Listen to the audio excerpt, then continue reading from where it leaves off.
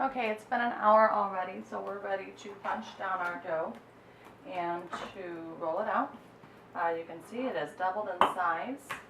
We're going to put a little more flour out, flour my hands up,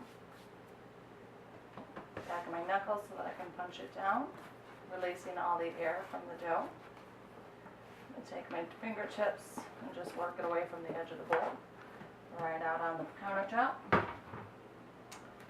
This is a double recipe, so I do need to divide it down into half, and I'm going to do that with my little scraper. What I like to do is press the dough out flat so that I can get a better eye of an equal amount when I'm cutting it into two. And I'm just going to take my scraper and work it through the middle, rocking it back and forth towards me. Go to the side and wait. This one is ready to be rolled out. Just going to roll it out into a large rectangle, and then that will be rolled up into a loaf.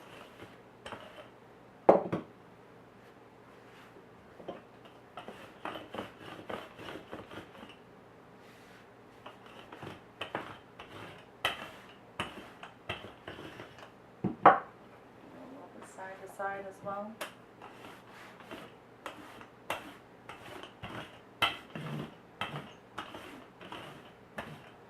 Try to keep in mind you don't want to go any wider than your pan. I like to just work it till it's about 1/4 of an inch thick. You can see back here it's a little thick. I'm going to go ahead and start rolling it.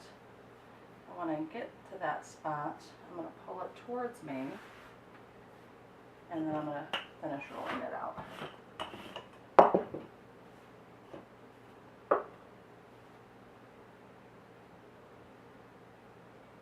Okay, there's one loaf of bread. I can pull the sides down and kind of neaten it up, straighten it out, and then that's going to go ahead on my baking sheet in just a minute. And get this one rolled out as well. Alright, we're just rolling out our second piece of dough.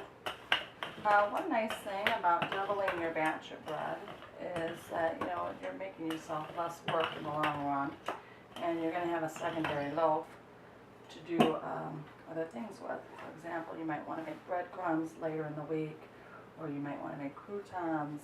Of course, it's good to cut up for sandwiches, or it will keep for 2 or 3 days just to have, you know, bread and butter with dinner.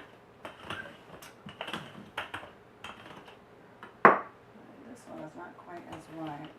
Roll it to the side a little bit. Make it a little wider.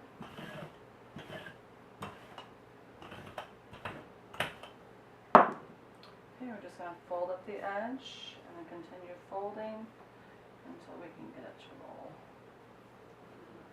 Line it towards me. It's got stuck a little bit. Roll it out a little more. Finish rolling. And bring it towards me. Now, 2 ways you can kind of clean up the ends depending on how well rolled they are. You can stretch this and pull it down to kind of neaten it up, or just take your scraper and cut it off. You know, you really don't have to worry about it, just depends on how neat you want your loaf to look. Now when picking it up, I like to curl it together so that it's easier to pick up. We're just going to go right onto the pan with it. Alright, at this point they're going to rise for another ½ hour. I'm going to throw a warm towel on them, and then they'll go into the oven at 400 degrees.